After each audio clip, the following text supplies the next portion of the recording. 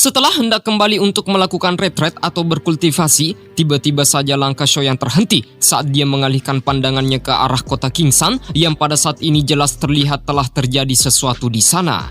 Nah, diperlihatkan di kota tersebut banyak sekali anggota perusahaan tentara sarang ular yang telah berkumpul di tepi gunung dan bersiap untuk menyerbu kota tersebut. Sampai membuat seluruh kelompok yang berada di kota itu tidak bisa melakukan apapun. Perusahaan tentara sarang ular itu adalah gabungan dari klan He yang berasal dari kota Batu Hitam. Meskipun reputasi mereka belum bisa dibandingkan dengan 3 klan besar yang berada di Kekaisaran, tetapi kekuatan mereka semua juga tidak bisa diremehkan. Dikarenakan klan He memiliki cukup banyak anggota yang berperingkat elit doang, maka tampaknya kelompok mereka kembali untuk membalaskan dendam kepada tentara pertempuran yang dimiliki oleh Kagang dan juga Ling Er yang pernah diselamatkan oleh Shoyan sebelumnya. Situasi itu menandakan bahwa perusahaan pertempuran darah akan segera dimusnahkan dari kota Kingsan. Dan benar saja, setelah melakukan penyerangan brutal, akhirnya seluruh pertahanan yang dimiliki oleh perusahaan pertempuran yang berada di kota Kingsan itu dihancurkan satu demi satu, dan mereka pun tunduk di bawah kekuatan yang dimiliki oleh klan He. Salah seorang yang berasal dari tentara sarang ular memegang sebotol giok hijau di tangannya sembari berkata kepada Kagang bahwa apakah kau menggunakan botol ini untuk melukai menantu laki-lakiku dan membunuh 2 ahli dari klan He milikku. Kagang tanpa daya hanya bisa berkata bahwa benar, akulah yang memegang botol giok itu, dan jika kau ingin membunuh seseorang, maka bunuhlah aku. Namun aku mohon kepada kepala klan He agar bermurah hati melepaskan wanita dan juga anak-anak yang berasal dari perusahaan kami. Mereka tidak tahu apapun. Kondisi dari orang-orang yang berasal dari kompi tentara darah mulai kewalahan untuk bertahan, sampai pada akhirnya seorang pria parubaya yang berada di belakang Kagang lantas berkata, selama Tuan Shoyan datang untuk membantu kami, maka kami akan baik-baik saja. Setelah menyebutkan nama itu, salah seorang komandan yang berasal dari tentara kepala ular kemudian mengatakan, Tuan Shoyan, apakah dia adalah orang yang telah memberikan kalian botol teratai api ini? Sepertinya namanya mirip dengan pemimpin aliansi Yan yang pada saat ini memiliki posisi terkuat di ibu kota Kekaisaran.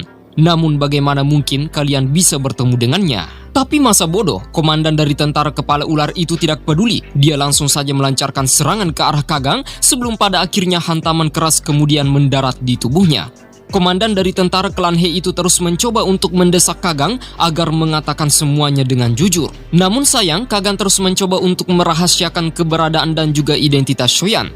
Merasa bahwa dirinya telah dihina, maka komandan tentara klan He itu sudah muak dan tidak tahan lagi. Dia langsung saja melancarkan serangan bertubi-tubi ke arah Kagang dan berniat mengakhiri hidupnya untuk selama-lamanya.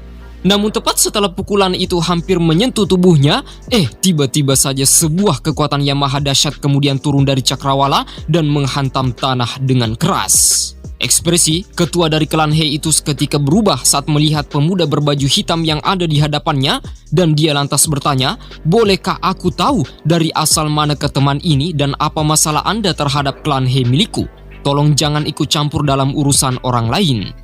Seketika tatapan Shoyan menjadi dingin dan berkata, bukankah kau mencariku? Kemunculan Shoyan secara mendadak itu membuat semua tatapan para anggota perusahaan tentara kepala ular gencar dengan keributan, dan kepala klan He kemudian berteriak dengan amarah serta menyuruh pemuda itu untuk mengungkapkan identitas yang sebenarnya. Berani-beraninya dia ikut campur tangan dalam masalah orang lain. Seluruh tentara yang dibawa olehnya kemudian mengangkat senjata mereka masing-masing dengan tatapan yang dipenuhi dengan aura membunuh. Meskipun mereka belum tahu bahwa orang yang ada di hadapannya merupakan pemimpin dari aliansi Yan, maka Shoyan lantas berkata, bukankah kau sangat tertarik dengan botol teratai api yang telah kubuat itu? Kepala klan He tentu saja sangat terkejut saat mendengarkannya. Dia lantas bertanya, kau yang menciptakan benda itu? Shoyan kemudian membenarkannya dan dia mengatakan bahwa jika kau menginginkan botol teratai api itu, maka tukarlah dengan 1 nyawa per botolnya.